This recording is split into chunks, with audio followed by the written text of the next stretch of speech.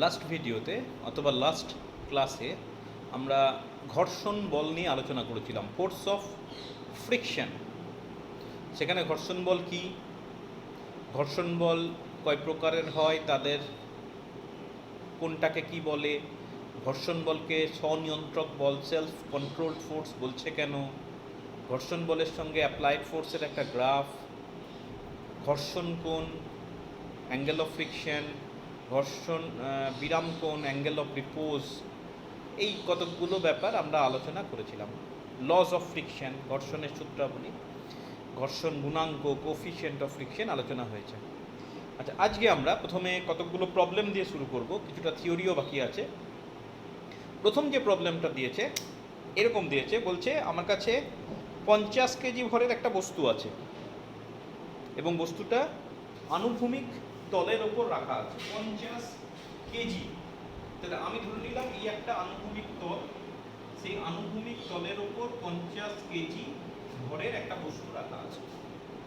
তাহলে first of all আমি বলতে পারি এই 50 কেজি ভর বিশিষ্ট বস্তু ওজনটা নিচের দিকে কাজ করবে 50 কেজি ভার, তাহলে একটা লম্ব প্রতিক্রিয়া আসবে সে ক্যাপিটাল আর, এবং বস্তুর সাম্যাবস্থার শর্ত থেকে প্রথমেই লিখতে পারি আর ইকুয়াল টু 50 কেজি ভার। তাহলে আমি বলতে পারি 50 ইন্টু 9.8 নিউটন। এই পর্যন্ত অসুবিধা নেই। এবার বলছে যে ওই বস্তুকে ফেলে সরাতে কমপক্ষে 20 গ্রাম ভার বল প্রয়োজন। মানে আমি এটাকে যদি 20 গ্রাম ভার বল প্রয়োগ করি, সাপোজ দ্য অ্যাপ্লাইড ফোর্স, তাহলে বস্তুটা গতিশীল হবে। আমি একটা আলোচনা করেছিলাম, দেখবে যখন আমি গ্রাফটা করেছিলাম অ্যাপ্লাইড ফোর্সের সঙ্গে ফ্রিকশনাল ফোর্স, ওখানে বলা হয়েছিল, ওখানে যা বলা হয়েছিল সেখান থেকে বলতে পারি যে এই যে বলছে 20 কিলোগ্রাম ভার বল প্রয়োগ করলে বস্তুটা জাস্ট গতিশীল হবার উপক্রম করবে, the body will tend to move. তার মানে হচ্ছে that must be equal two maximum force of limiting friction. সেটি ঘর্ষণ বলের সর্বোচ্চ মানের সঙ্গে সমান বা সীমাস্থ ঘর্ষণ বলের সঙ্গে সমান হবে।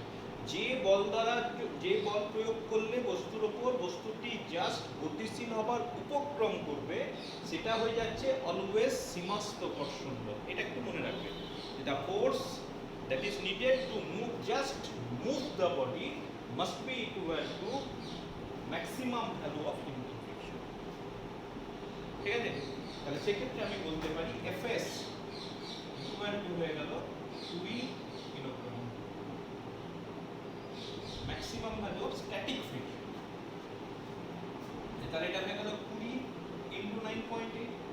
এই পর্যন্ত আমি বুঝে গেলাম যা যা দেওয়া আছে। এবার প্রশ্ন হচ্ছে কি চেয়েছে, তোমার এখানে প্রশ্ন চেয়েছে যে find mu S, coefficient of static friction কত হবে সেটা নির্ণয় করো। তো আগের দিনই আমরা আলোচনা করেছি যে coefficient of static friction that is always equal to Fs by R, maximum value of static friction divided by normal reaction, Fs by R by, তাহলে এটা পড়ে থাকছে 20 ইনটু 9.8 ডিভাইডেড বাই 50 ইনটু 9.8। 9.8 কেটে যাচ্ছে, এটা পড়ে থাকছে 0.4। বলেছিলাম মিউর ভ্যালু ইন জেনারেল 1 এর থেকে কম হয়, তাহলে 1 এর থেকে কম এসছে। ঠিক আছে, যদি তোমার 1 এর থেকে বেশি হয় তাহলে একবার দেখে নেবে, সব আসবে না বলি না, হতেই পারে। In special case Muir value 1 এর থেকে বেশি হতে পারে, in general mu is less than 1। আচ্ছা, নেক্সট প্রবলেম যেটা করব, সেই ধরনের প্রবলেম আমরা নিউটনস লস অফ মোশনে আলোচনা করেছি, কিন্তু সেখানে আমরা ধরে নিয়েছিলাম যে কোনো ঘর্ষণ বল নেই। যে তলের উপর বস্তুটা রাখা হয়েছিল that is a smooth surface, মসৃণ তলের উপর বস্তু রাখা হয়েছিল। তো এবার কিন্তু আমরা ঘর্ষণ বলটাকে ক্যালকুলেশনের মধ্যে আনবো। এটা ধরুন একটা টেবিলের একটা কোণ, সেই কোণে আমার একটা কপি কল লাগানো আছে। কপি কলের উপর দিয়ে একটা সুতোর সাহায্যে বা একটা দড়ির সাহায্যে এদিকে একটা বস্তু লাগানো আছে আর এইখানে একটা বস্তু রাখা আছে। সাপোজ যেটা ঝুলছে তার ভর হচ্ছে m1 আর যেটা টেবিলের উপর আছে সেটার ভর হচ্ছে m2। আশা করছি মনে পড়ছে, এই ধরনের আলোচনা কিন্তু আমরা করেছি। কি চেয়েছে? Suppose total system is moving in this direction, you will have to find out the acceleration of the system, সংস্থার ত্বরণ কত বের করতে হবে, and also find the tension in the wire, সুতোর টান কত হবে সেটা বার করতে হবে। এই দুটো হচ্ছে প্রশ্ন। তাহলে এখানে বলে দিয়েছে the table on which M2 is placed is a rough surface, অর্থাৎ you will have to incorporate the force of friction in the calculation, যেটা আগের ক্ষেত্রে আমরা করিনি। এই ক্যালকুলেশনের ক্ষেত্রে আমাকে ঘর্ষণ বলের ব্যাপারটাকে ক্যালকুলেশনের মধ্যে আনতে হবে। আচ্ছা, কিভাবে আসবে দেখো।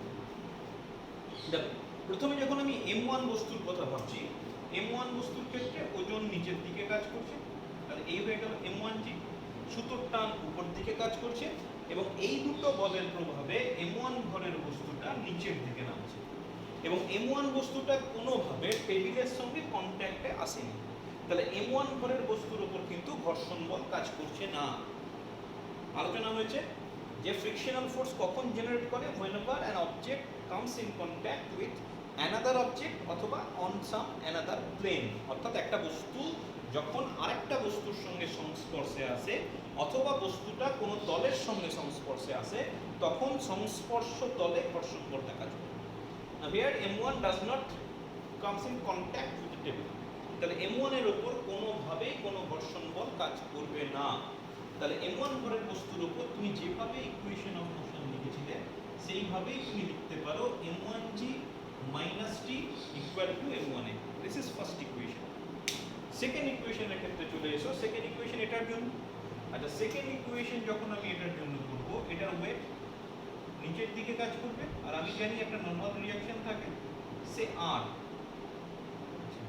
বস্তুটা কোন দিকে গতিশীল হচ্ছে? বস্তুটা এই দিকে গতিশীল হচ্ছে, তাই না?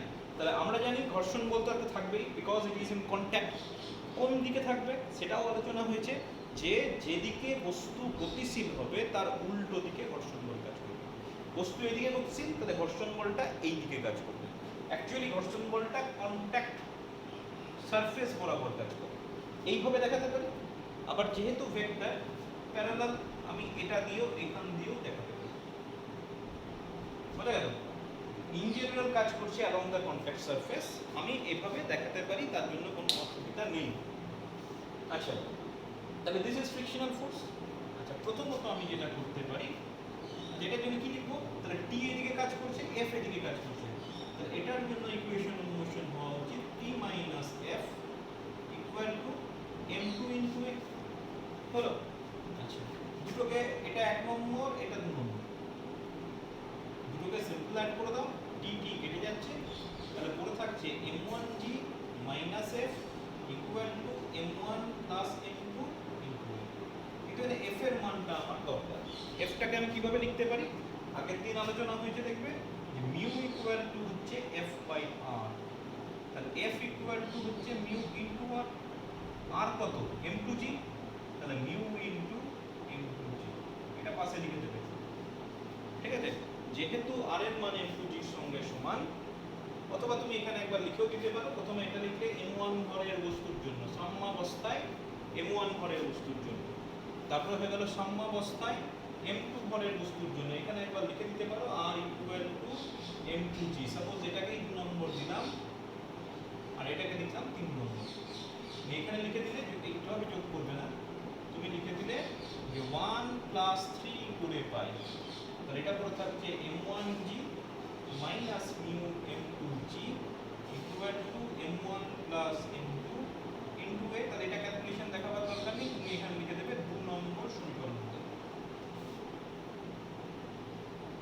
2 নম্বর সমীকরণ আরেকবার বসে দিলাম, বা এখানে বলতে পারো 2 নম্বর সমীকরণ হতে আর f equal to mu r, এই রিলেশন। তাহলে এটা পড়ে থাকছে a ইকুয়াল টু, g টা কমন নিয়ে নাও, m1 minus mu m2 into g divided by m1 plus m2। This is the acceleration of the object. একটা উত্তর বেরিয়ে গেল। এবং তুমি যদি আগেরটার সঙ্গে মেলাতে চাও, আগেরটায় কি ছিল? f টা ছিল না, তাহলে এই টার্মটা ছিল না, মানে মিউ 0 ছিল, তাহলে এটাকে যদি 0 দিয়ে দাও, দেখবে আগের দিন যা পেয়েছো সেম জিনিস এসেছে। যাই হোক, অ্যাক্সিলারেশন পেয়ে গেছি, এখনো সুতোর টান পাইনি। তাহলে সুতোর টানটা তোমাকে বার করতে হবে যে কোনো একটা এক্সপ্রেশনে। প্রথম এক্সপ্রেশনই সাপোজ, তাহলে আমি প্রথম থেকে লিখতে পারি 1 নম্বর সমীকরণ থেকে p equal two m1g minus m1a। তাহলে পড়ে থাকছে p equal two m1g minus m1, এটা m1 minus mu m2 into g divided by m1 plus m2। তাহলে g টাকে প্রথমেই বাদ দিয়ে দাও, বাদ দিলে মানে কমন করে বাইরে বের করে দাও, এটা g হয়ে গেল। আচ্ছা, এবার m1 দিয়ে এটাকে গুণ হবে, তাহলে m1 square plus m1 m2 minus m1 square minus minus plus mu m1 m2। তাহলে m1 স্কয়ার কেটে যাচ্ছে, তাহলে আমার পড়ে থাকছে mu plus 1 m1 m2 g divided by, এবং আগেরটার সঙ্গে মিল আনতে গেলে এটাকে 0 করে দিতে হবে। 0 করলে আশা করছি একদম যা পেয়েছিলে এখানে তুমি তাই পাবে।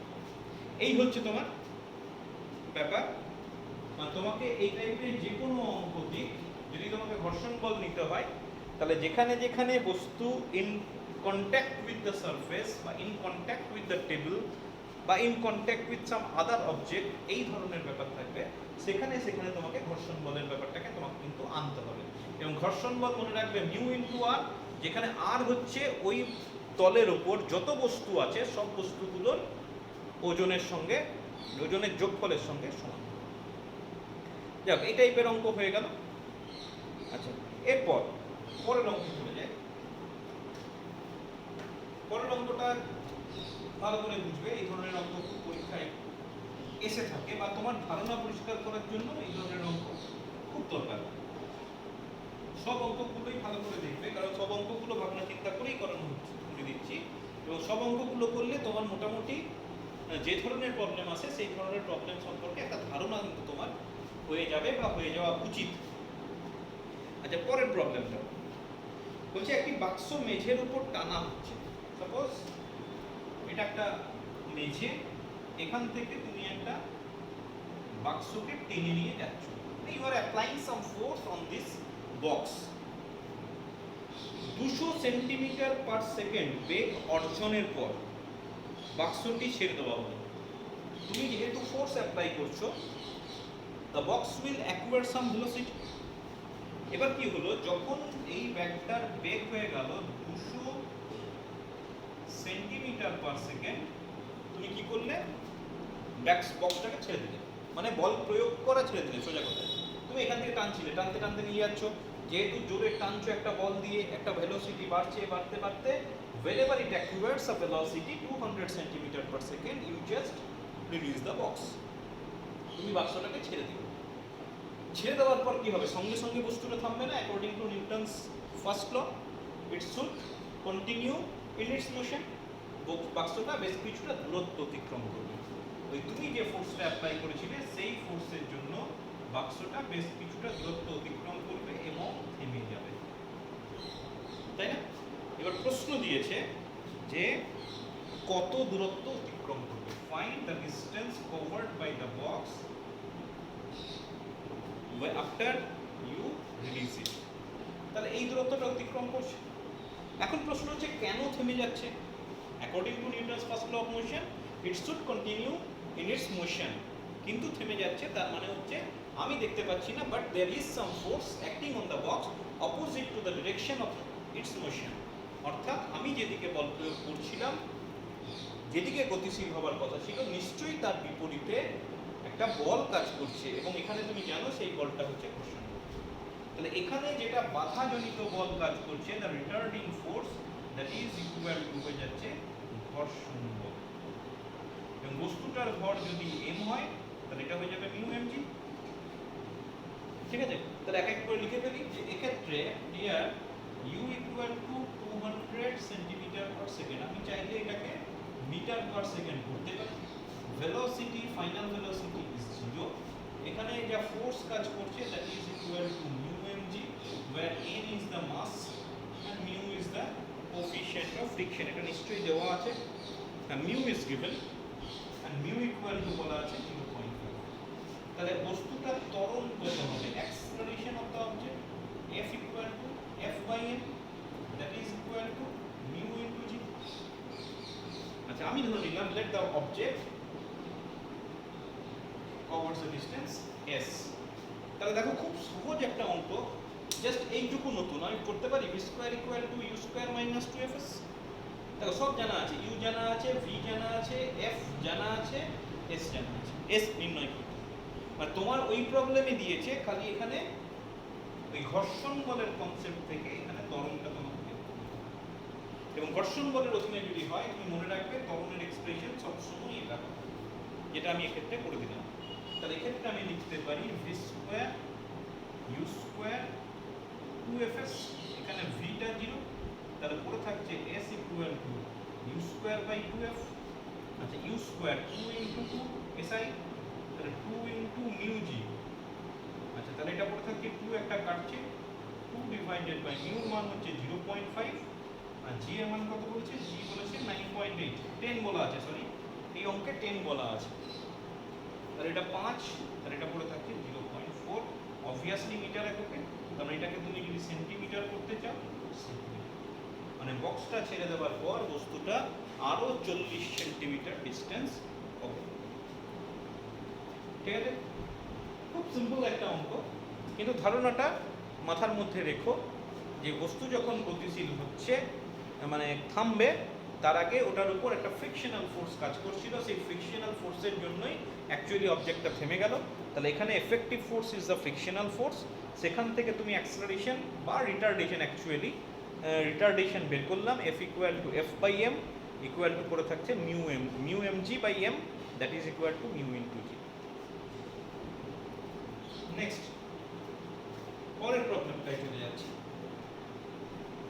পরের প্রবলেমটা সিমিলার একটা প্রবলেমের কথা বলা আছে, পরীক্ষায় এসছে বলে অঙ্কটা করছি, আদারওয়াইজ একদম সিমিলার আগেরটাই। ভূপৃষ্ঠে 14 মিটার পার সেকেন্ড বেগে ধাবমান একটি বস্তু মানে particle is moving on the surface of the ground with velocity 14 meter per second। 14 metre per second বেগে গতিশীল। আচ্ছা কি হয়েছে? বস্তুটি 50 মিটার পথ অতিক্রম করে থেমে যায়। এবং আগেরটার মতোই, আগেরটার ডিসটেন্স দেওয়া ছিল না, ডিসটেন্স বের করতে হচ্ছিল, এখানে ডিসটেন্স বের করতে দিয়েছে। তাহলে এই রকমের একটা ব্যাপার দিয়েছে, particle is moving 14 metre per second, after covering a distance of 50 metre it comes to at rest. প্রশ্ন দিয়েছে খুব সিম্পল যে ফাইন্ড, যেটা আগের ক্ষেত্রে 0.5 দেওয়া ছিল, এক্ষেত্রে বলেছে তুমি মিউটা নির্ণয় করো। তাহলে অঙ্কের সাথে আমি লিখে ফেলি যে u equal to 14 metre per second, v equal to 0, s equal to 50 metre. তাহলে তোমার equation v square u square minus 2fs, v টা 0, তাহলে f equal to u square by 2s, তাহলে 14 ইনটু 14 ডিভাইডেড বাই 2 ইনটু 50 মানে 100, এটা হচ্ছে 196, তাহলে 1.96, obviously unit হবে মিটার পার সেকেন্ড স্কয়ার। এবার তোমাকে ফাইন্ড আউট করেছে মিউ, তাহলে ওটা আরেকবার বলে দেবে, যেখানে retarding force equal to frictional force equal to mu M g. So the retardation এখানে পাশে লিখে দেবে যে এফটা হচ্ছে রিটার্ডেশন, মন্দন। তাহলে এটা হয়ে গেল mu into G. So mu equal to করে থাকছে এফ ডিভাইডেড বাই, দেখো এটাই আমরা আগেরটাই ব্যবহার করেছিলাম, এফ হচ্ছে 1.96 আর জি হচ্ছে 9.8, so it is 0. Coefficient of friction 0.2,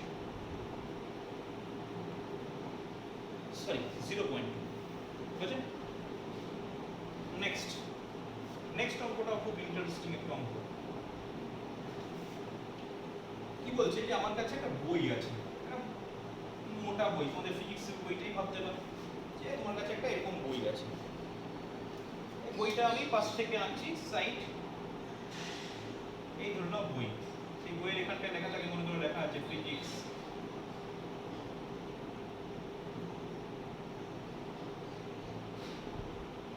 not necessary maybe chemistry or biology, যাই হোক একটা বই আছে।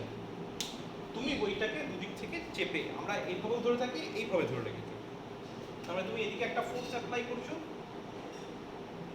আর এদিক থেকে একটা ফোর্স অ্যাপ্লাই করছো, এই দুটো ফোর্স অ্যাপ্লাই করে দু হাত দিয়ে এইভাবে বইটাকে ধরে রেখেছো। আচ্ছা, বইটার ওয়েট আছে একটা, কোন দিকে কাজ করবে? বইটার ওয়েট, আমি এম যদি ভর হয়, নিচের দিকে কাজ করবে, নট ম্যান্ডেটরি, যে কোনো ধরনের বই, এমজি নিচের দিকে কাজ করবে। এবার যখন তুমি দুই হাত দিয়ে বইটাকে ধরে রেখেছো এইভাবে, তখন কি হবে? হাত আর বইয়ের কন্ট্যাক্টে, হাত এবং বইয়ের কন্ট্যাক্টে, at the contact surface of the hand and the book there will be some frictional force.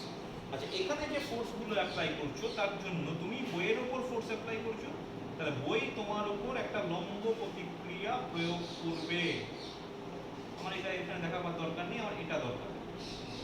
বই তোমার হাতের উপর একটা লম্ব প্রতিক্রিয়া প্রয়োগ করবে দুটো হাতে। আর কি করবে? একটা ফ্রিকশনাল ফোর্স কাজ করবে কোন দিকে? কন্ট্যাক্ট সারফেস বরাবর। দুটো কন্ট্যাক্ট সারফেস আছে, তাহলে দুটো কন্ট্যাক্ট সারফেসেই তোমার ফ্রিকশনাল ফোর্স কাজ করবে, এবং দুটোতেই এটা হবে μ1। যদি মিউ কোএফিশিয়েন্ট অফ ফ্রিকশন হয়, তাহলে দুটো হাতের জন্য দু হাতে দুটো ফ্রিকশনাল ফোর্স কাজ করবে। যেহেতু বইটা নিচের দিকে নামার চেষ্টা করছে ডিউ টু ইটস ওয়েট, তুমি যদি হাতটা একটু লুজ করে দাও দেখবে বইটা নিচের দিকে পড়ে যাচ্ছে। তাহলে the book is trying to move downward, so the frictional force will act upward. আচ্ছা, এবার কি দেওয়া আছে? বলছে বইটির ওজন হচ্ছে 1 কেজি। তাহলে W equal to mg equal to বলেছে 1 কেজি ভার, তাহলে এটা হয়ে যাচ্ছে 9.8 নিউটন। আর কি দেওয়া আছে? বইটি যাতে না পড়ে যায় দু হাত দিয়ে চেপে রেখেছো, প্রতি হাত 2.5 মিলিগ্রাম ভার। তাহলে প্রতি হাত দিয়ে যে বলটা প্রয়োগ করেছে সেটা হচ্ছে 2.5 কেজি ভার, তাহলে 2.5 ইনটু 9.5 নিউটন, 9.8 নিউটন। এবার প্রশ্ন দিয়েছে ফাইন্ড আউট মিউ, তো আমি ধরে নিলাম মিউ। এবার বইটার কথা যদি ভাবি, দেখো this two force will balance each other, দুটো বিপরীত দিকে কাজ করছে। তাহলে এটার জন্য যদি আমি মোশনের কথা ভাবি, মোশন না ইকুইলিব্রিয়ামের কথা ভাবি, তাহলে mg will act downward and two frictional force will act upward. তাহলে আমি লিখতে পারি in equilibrium mg must be equal to μr plus μ1, তাহলে 2 μr equal to mg, তাহলে পড়ে থাকছে μ equal to mg divided by 2r। আচ্ছা, mg টা হচ্ছে 9.8 নিউটন আর 2r, তাহলে 2 ইনটু r এর মান হচ্ছে 2.5 ইনটু 9.8, 9.8 হয়ে যাচ্ছে, তারপরে থাকছে 1/5। তাহলে what is the value of mu? Mu equal to হয়ে যাচ্ছে 0.2। খুব ইম্পর্ট্যান্ট একটা প্রবলেম, এই ধরনের প্রবলেম কিন্তু পরীক্ষাতে এসেই থাকে, ভালো করে দেখে রাখবে কিভাবে কি হলো। তারপর ইকুয়েশন অফ মোশন লেখার চেষ্টা করবে, বা ইকুইলিব্রিয়ামের ক্ষেত্রে মোশন ইকুয়েশন কি হবে সেটা লিখে ফেলার চেষ্টা করতে হবে, সেটা সলভ করলেই তোমার অঙ্কটা।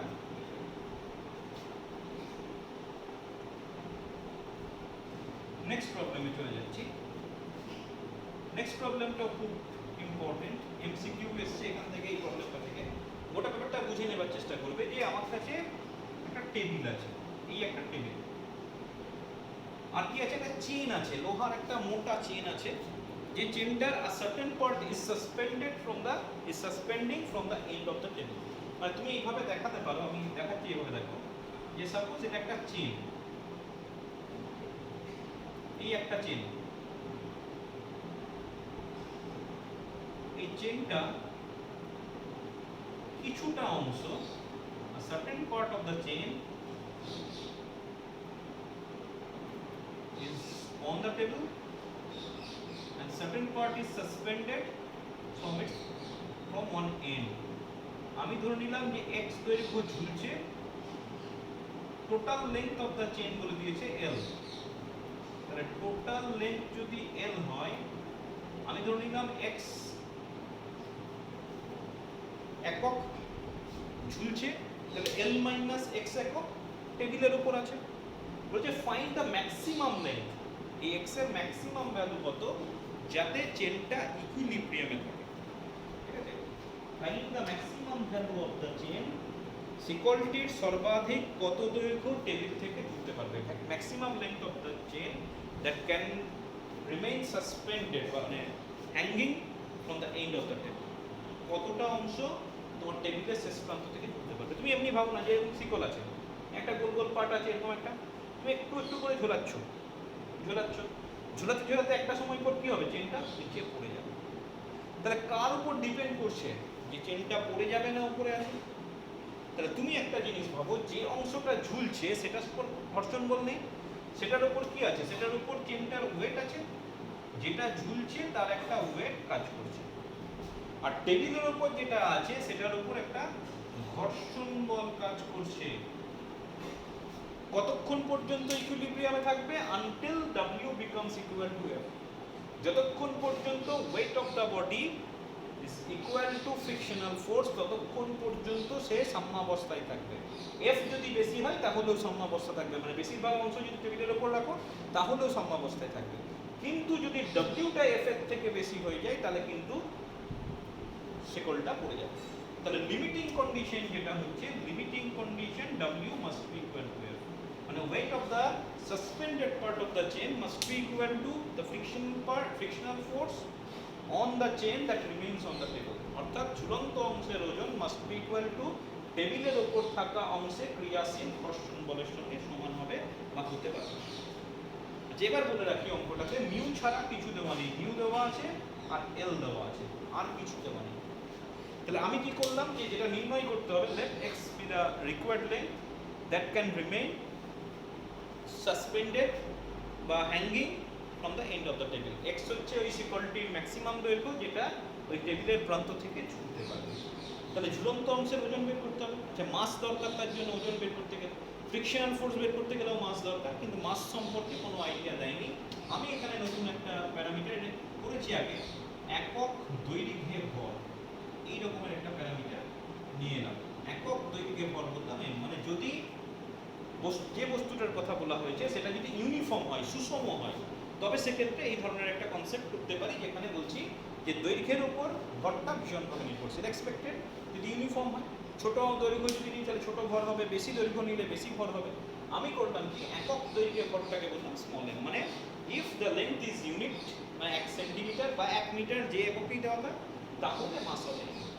তাহলে আমি বলতে পারি ঝুলন্ত অংশের ওজন, বা তুমি এখানে একটা নাম দিয়ে দাও, সাপোজ এখানে একটা নাম দিয়ে দিলাম, সাপোজ এ সি বি, আমার ইচ্ছা মতো। তাহলে আমি বলতে পারি এম সি ডি মানে ঝুলন্ত অংশের ভর কত হবে? x ইনটু এম, তাই না? একক দৈর্ঘ্যের পর এম, তাহলে x দৈর্ঘ্যের পর কত হবে? m ইনটু x, ঐকিক নিয়ম। একই রকম ভাবে টেবিলের উপর থাকা অংশের ভর হয়ে যাবে l minus x into m। ঠিক আছে? তাহলে এবার আমি বলতে পারি ঝুলন্ত অংশের দৈর্ঘ্য, মাস বা weight of the hanging part of the chain. ঝুলন্ত অংশের ওজন করে দিচ্ছি একবারে, ঝুলন্ত অংশের ওজন, সেটাকে আমি W1 বা W বলছি, কত হবে? mg। তাহলে এটা হওয়া উচিত mcd ইনটু g। mcd মানে হচ্ছে m x g। আর টেবিলের উপর থাকা অংশে ক্রিয়াশীল ঘর্ষণ, frictional force on the chain that remains over the table, কত হবে? সেটা কিন্তু আমি f দিয়ে প্রকাশ করি, তাহলে এটা হয়ে যাবে মিউ mg, তাহলে মিউ mac ইনটু g। উপরের অংশের ভর হচ্ছে mac, মান বসিয়ে দাও, তাহলে এটা পড়ে থাকছে mu m l minus x into g। ঠিক আছে? এবার ইকুইলিব্রিয়ামে কি হবে? লিমিটিং কেস যদি বলতে চাই, W must be equal to F, দুটোকে ইকুয়াল করে দাও, তুমি লিখে ফেলো সাম্যাবস্থায়, in equilibrium F equal to W। তাহলে পুরো থাকছে x into m into g, এটা হয়ে গেল mu m l minus x into g। g টা দুদিক থেকে বাদ দাও, m টাও বাদ চলে যাচ্ছে, তাহলে x ইকুয়াল টু পুরো থাকছে mu l minus mu x, mu l minus mu x। তোমাকে ফাইন্ড আউট করতে হবে x, তাহলে x টাকে এইদিকে নিয়ে এসো, প্লাস হয়ে যাবে, তাহলে x নিলে হয়ে থাকছে 1 প্লাস মিউ, আর right hand side mu l, তাহলে x ইকুয়াল টু হয়ে থাকছে mu l by answer. This is the maximum length of the chain that can remain hanging from one end of the table. অর্থাৎ এটাই হচ্ছে সেই নির্ণেয় দৈর্ঘ্য যেটা টেবিলের এক প্রান্ত থেকে তোমার ঝুলন্ত অবস্থায় সাম্যাবস্থায় থাকতে পারে। ম্যাক্সিমাম দৈর্ঘ্য, এটা মনে রাখবে। ম্যাক্সিমাম দৈর্ঘ্যের ক্ষেত্রেই W ইকুয়াল টু F, আর এমনি অন্যান্য দৈর্ঘ্যের ক্ষেত্রে F গ্রেটার দেন W হলেও কিন্তু চেনটা সাম্যাবস্থায় থাকবে। ফ্রিকশনাল ফোর্সটা বেশি এর টেবিলের উপর থাকছে। হ্যাঁ, সাম্যাবস্থা যে কখন নষ্ট হবে, whenever W will become greater than F. Okay, next. আচ্ছা, নেক্সট একটা থিওরি আলোচনা করা যাক। নততল বরাবর, অমসৃণ নততল বরাবর কোনো বস্তু ত্বরণ কত হবে, বা অমসৃণ না হয়ে যদি মসৃণ হতো তাহলে কত হবে, দুটোই আলোচনা করে দেবো এখানে। কি বলছে যে আমার কাছে একটা ইনক্লাইন প্লেন আছে, খুব ইম্পর্টেন্ট আলোচনা, কারণ ইনক্লাইন প্লেন দিয়ে অঙ্ক হলে এটা এই থিওরিটা লাগবেই। Suppose the inclination be theta, an object is placed of mass m is placed on the inclined plane. একটা m ভরের বস্তুকে এরকম একটা নততলের উপর রেখে দেওয়া হয়েছে। তাহলে এই অবস্থায় বস্তুটার ওজন নিচের দিকে কাজ করবে, নতুন নয়, অলরেডি আলোচনা হয়েছে। আর কি কাজ করবে, একটা normal reaction that must be normal to the surface বা surface of the inclined plane. এটা হচ্ছে সারফেস, এই সারফেসের উপর যেন লম্ব হয়, যেমন খুশি নয়, আর এর উল্টো এমজির উল্টো দিকে নয় কিন্তু। It must be normal to the surface on which it is placed, যে তলে রাখা আছে সেই তলের সঙ্গে লম্ব করে কাজ করবে। এরপর কি হবে, এটাকে এমজিটাকে উপাংশে ভেঙেছিলাম, একটা উপাংশ হয়ে গেছিল আর এর ঠিক উল্টো দিকে, এই উপাংশটা হয় cos উপাংশ, তার কারণ হচ্ছে এটা থিটা হলে এই কোণটাও থিটা হয়ে যায়, আর এই দিকে যে উপাংশটা থাকবে সেটা হয়ে গেল mg sin। এই পর্যন্ত আমরা করেছিলাম, এটা নতুন কিছু নয়। এবার আমি ধরে নিচ্ছি যে বস্তুটা নততল বরাবর নেমে আসছে, মানে theta is better than angle of repose, বিরাম কোণের থেকে বেশি। আগের দিন বলেছিলাম যে কোণে রাখা হলে এই কোণটার মান একটা নির্দিষ্ট হলে কি হয়, বস্তুটা নততল বরাবর গড়িয়ে পড়ে, tends to move down the inclined plane, and that angle is called angle of repose. আমি ধরে নিলাম এই কোণটা অ্যাঙ্গেল অফ রিপোজের থেকে বেশি, তার মানে বস্তুটা নিচে নেমে যাবেই। তো আমি ধরে নিলাম বস্তুটা এ ত্বরণে নিচের দিকে নামছে, আমি এর মানটা কত হবে বা করতে চাইছি। আচ্ছা, এবার বলি, যদি সারফেসটা স্মুথ সারফেস না হয়ে রাফ সারফেস হয়, অর্থাৎ একটা ঘর্ষণ বল থাকে, মানে ঘর্ষণ বলটাকে আমি ক্যালকুলেশনে আনতে চাইছি। আচ্ছা, তাহলে ঘর্ষণ বলটাকে আমি নেব। আচ্ছা, ঘর্ষণ বল কিভাবে নেওয়া হয় মনে করে দেখো, বারবার বলেছি, ইট acts at the contact surface, মানে বস্তু এবং তলের সংস্পর্শ তলে কাজ করবে।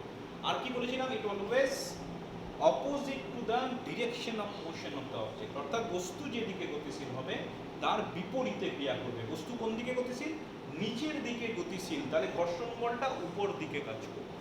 So the frictional force will act in this direction, actually কাজ করে এই বরাবর। আমি এই বরাবর দেখাবো না, দেখালেও ভুল কিছু নেই, আমি এর উল্টো দিকে দেখাচ্ছি। তাহলে এখানে আমি অবশ্যই লিখতে পারি r equal to mg cos theta, এর ইকুইলিব্রিয়াম আমি লিখতেই পারি। আর যখন আমি বস্তুর গতির কথা লিখব, রেজাল্ট্যান্ট ফোর্স হয়ে যাচ্ছে mg sin theta minus f equal two m into m। This is the resultant force. আগেও করেছি, এখানে সুতো দিয়ে বাঁধা নেই, সুতো দিয়ে থাকতে একটা টেনশন কাজ করতো, আমরা করেছিলাম mg sin থিটা মাইনাস কি এইভাবে। তো এখানে কিন্তু সুতো দিয়ে বাঁধার কোনো ব্যাপার নেই, বস্তু নিচের দিকে নেমে আসছে, এদিকে যেটা কাজ করছে সেটা হচ্ছে ঘর্ষণ বল। এবার এফ এর মান আমি কি লিখবো, আচ্ছা আমি ঘুরিয়ে দিচ্ছি গোটা ব্যাপারটাকে, ডান দিকটা বাঁ দিকে লিখছি আর বাঁ দিকটা ডান দিকে, বাড়তি কোনো মাইনাস সাইন আসবে না, দুদিকের মাইনাস সাইন কেটে যাচ্ছে। আচ্ছা, mg sin theta minus f, f মানে মিউ ইনটু r, আর এর মান 1 নম্বরে আছে, তাহলে এটা হয়ে যাচ্ছে mg sin theta minus mu mg cos theta, আর এর মান বসালাম, তার মানে পাশে লিখে দেবে 1 নম্বর সমীকরণ। তাহলে সবগুলোতে m আছে, mটাকে বাদ দিয়ে দাও, এই m কেটে গেল, তাহলে পুরো থাকছে g কমন নিয়ে নিলাম sin theta minus mu cos theta. This is the expression of the object down an inclined plane. এই ধরনের বস্তুটি নিচের দিকে নামতে থাকবে। কখন? যখন তলটা রাফ সারফেস হবে, মসৃণ তল হবে না। রাফ সারফেস বললেই বস্তুটার তলটার এই এক্সপ্রেশন হবে। কিন্তু যদি স্মুথ সারফেস হয়, মানে যদি বলে মসৃণ তল, বলে দেওয়া থাকবে অঙ্কে মসৃণ তল। মসৃণ তল মানে কি? Frictional force is 0, mu equal to 0। তাহলে এর মান কত আসবে? Simply g sin θ। এই জিনিসটা খেয়াল রেখো, মসৃণ তল হলে g sin θ, অমসৃণ তল হলে একটা বাড়তি টার্ম থাকবে g sin θ minus mu cos θ। এবার এই অ্যাক্সেলারেশন দুটো যদি মনে রাখতে পারো, এই ধরনের যে কোনো প্রবলেম করে ফেলা যাবে, কারণ মোস্ট ক্ষেত্রে V square equal to U square minus 2fs এটা দিয়ে তোমাকে প্রবলেম দেবে। ভি ইউ তোমার দেওয়া থাকবে, এফটার জায়গায় বা অ্যাক্সেলারেশনের জায়গায় তোমাকে এই এক্সপ্রেশনটা বসাতে হবে, প্রোভাইডেড কখন রাফ সারফেস দিচ্ছে, কখন স্মুথ সারফেস দিচ্ছে, সেই জিনিসটা তোমাকে বুঝে করতে হবে। আচ্ছা, একদম উল্টো একটা ক্যালকুলেশন করি। একদম উল্টো একটা ক্যালকুলেশন মানে কি? মানে এতক্ষণ পর্যন্ত বস্তুটা নিচের দিকে নামছিল, তাই তো? এবার আমি করতে চাইছি কি, বস্তুটাকে ঠেলে উপর দিকে পাঠাতে চাইছি। তাহলে তখন আমার তখন কত হবে? Suppose we apply some force, on the object P, and due to application of the force the body moves in the upward direction. বাকি সব সেম। মানে ওই নততল নিলাম, থিটা নতি বিশিষ্ট, এম ভর বিশিষ্ট বস্তু রাখলাম, এমজি নিচের দিকে কাজ করলো, নর্মাল রিঅ্যাকশন কাজ করলো, এমজিটাকে দুটো কম্পোনেন্টে ভাগ, এগুলো থাকবেই। খালি বাড়তি কি বলে দেওয়া হয়েছে যে we apply some force P such that the body moves in upward direction. Change কি হবে? চেঞ্জ যেটা হয়ে যাবে, ফ্রিকশনাল ফোর্সটার ডিরেকশনটা চেঞ্জ হয়ে যাবে। ফ্রিকশনাল ফোর্স কি বলা হয়েছিল? আবার বলছি, ইট always act in opposite direction to the motion of the particle. তাহলে বস্তুটা কোন দিকে গতিশীল? তার বিপরীত দিকে কাজ করবে। আগেরটাই বস্তুটা নিচের দিকে নামছিল, ঘর্ষণ বলটাকে উপর দিকে নিয়েছিলাম। এটা আমি বলেই দিচ্ছি, বস্তুটাকে ঠেলে উপর দিকে তুলছি। The body is moving in upward direction, so the frictional force will act in downward direction. দেখো ঠিক আছে? তাহলে আমি বলতে পারি এক্ষেত্রে ইকুয়েশন অফ মোশন কি হবে? r equal to mg cos θ। ওটা তো গতির ক্ষেত্রে কোনো মানে প্রভাব নেই, তাহলে ওটা r equal to mg cos θ হচ্ছেও, উল্টো দিকে কাজ করছে। এখানে আমি লিখতে পারি p equal to mg sin θ plus f। উপরের দিকের বল P, নিচের দিকের বল F প্লাস mg sin θ। তাহলে সেক্ষেত্রে এটা P সমান আমি লিখতে পারি ma according to Newton second law. তাহলে এটা পড়ে থাকছে mg sin θ plus mu mg, বা মিউ r একবার দেখাতে পারো, মিউ ইনটু r। তাহলে পড়ে থাকছে mg sin θ মিউ r এর মান হচ্ছে mg cos θ। বোথ সাইড থেকে এমটাকে বাদ দিয়ে দাও, জিটা কমন নিয়ে নাও, দেখো পড়ে থাকছে জি sign theta plus mu cos theta. দেখো আগেরটাই পেয়েছি, জাস্ট মাইনাসটাকে প্লাস করেছি। আগেরটা এটা মাইনাস ছিল, এটা প্লাস। এটা দিয়ে কিন্তু অঙ্ক থাকেই, মানে উপর দিকে উঠছে, নিচের দিকে নামছে, দুটোকে মিশিয়ে দেওয়া হলো, রিভার্স করে দেওয়া হলো, টাইম চেঞ্জ করে দেওয়া হলো, এরকম অঙ্ক থাকেই। তোমাকে খালি মনে রাখতে হবে, নিচের দিকে নামলে তোমার মাইনাস সাইন থাকবে, আর উপর দিকে উঠলে যেহেতু we are applying some force, extra force, মাঝখানটা প্লাস হবে। ঠিক আছে, এই হচ্ছে তোমার ব্যাপার। হ্যাঁ অবশ্যই, আবার মসৃণ তল হলে মিউটা 0, জি সাইন থিটা। তাহলে আমাকে তিনটে জিনিস মনে রাখতে হবে। when it is moving down the inclined plane the acceleration is g sin theta minus mu cos theta। যখন আমি বস্তুটাকে উপর দিকে টেনছি, g sin theta plus mu cos theta। আর যদি তোমার মসৃণ তল হয়, তাহলে সেক্ষেত্রে নিচের দিকে নামুক বা উপর দিকে উঠুক, সব ক্ষেত্রেই কিন্তু তোমার কিন্তু হয়ে যাবে জি সাইন থিটা, রাইট? আচ্ছা, একটা প্রবলেম দিয়ে শেষ করবো আজকের আলোচনা, এটার উপরেই অঙ্ক করবো। বলছে আমার কাছে একটা নততল আছে, আমি ছবিটা রেখে দিলাম। একটা বস্তুকে স্থির অবস্থায় রাখতে যে বল প্রয়োগ করতে হয়, মানে বস্তুটা নততলের উপর আছে, নিচের দিকে নেমে পড়ার চেষ্টা করছিল, তুমি জাস্ট কোনো রকমের ঠেকা দিয়ে রাখলে, such that body does not go downwards। আর উপর দিকে গতিশীল করতে একটা বাড়তি বল প্রয়োগ করতে হয়। মানে ব্যাপারটা এরকম, প্রথম ক্ষেত্রে মানে যেটা আগের আলোচনাটা করেছিলাম, একটা বস্তু নিচের দিকে নামছে, তখন সেক্ষেত্রে যে ফোর্স দিলাম, এই ফোর্স দিয়ে জাস্ট বস্তুটাকে দাঁড় করিয়ে রাখলাম, মানে ডাউনওয়ার্ড মুভ করার চেষ্টা করছিলাম, কোনো রকমে গতিটাকে আটকে রাখলাম।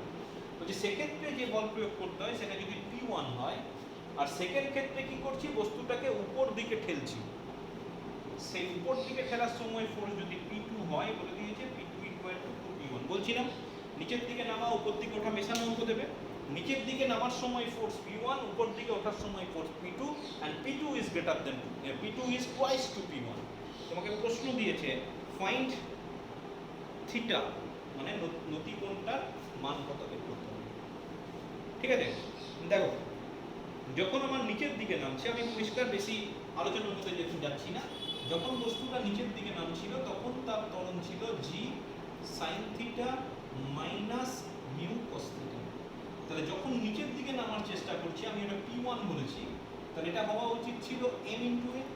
তাহলে নিচের দিকে যখন নামছিল বা প্রথম ক্ষেত্রে, in first case the force on the object is this, এটা হচ্ছে ফার্স্ট কেসে বস্তুটির উপর ক্রিয়াশীল।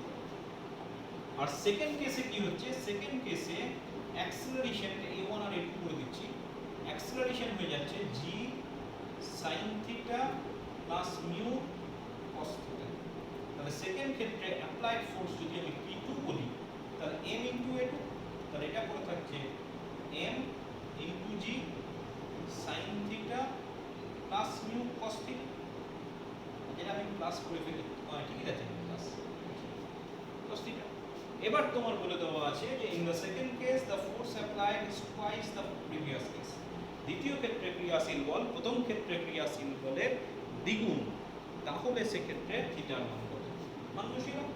আচ্ছা, প্রথম থেকে আমি দেখো P2 P1 দুটোতেই mg আছে, আমি বাদ দিয়ে দিচ্ছি, তাহলে বাঁ দিকে পড়ে থাকছে sine theta minus mu cos theta, ডান দিকে একটা 2 ফ্যাক্টর আছে, আর এটা হয়ে যাচ্ছে sine theta plus mu cos theta.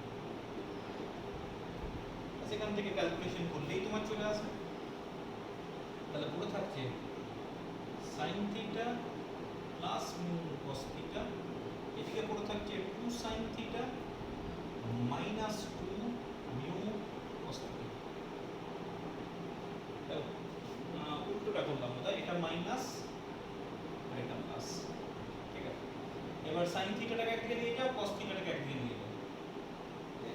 Sign থিটাটাকে তুমি একদিকে নিয়ে যাও, আর কস থিটাটাকে f2 equal to 2f1, sorry f2 equal to 2f1। তাহলে এটা f2 ছিল, 2 এর ক্ষেত্রে প্লাস ছিল আর 1 এর ক্ষেত্রে মাইনাস ছিল।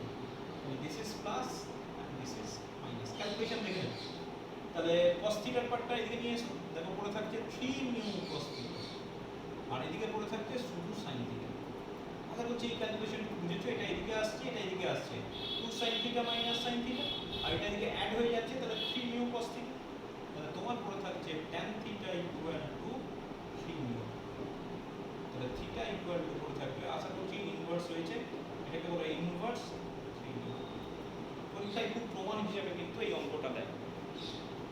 ঠিক আছে, তাহলে সেক্ষেত্রে আমি বলতে পারি angle of inclination will be tan inverse 3 mu. ভালো করে দেখে রাখবে যে কি দিয়েছে, যে ডাউনওয়ার্ড মোশন আর আপওয়ার্ড মোশনটাকে পাঞ্চ করেছে। ডাউনওয়ার্ড মোশনের সময় অ্যাক্সেলারেশন মাইনাস হবে, আপওয়ার্ড মোশনের সময় অ্যাক্সেলারেশন প্লাস সাইন আসবে। এই জিনিসটা খালি খেয়াল রেখো।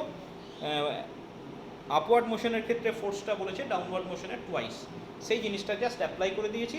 ক্যালকুলেশন করবে, করলেই তোমার চলে আসবে।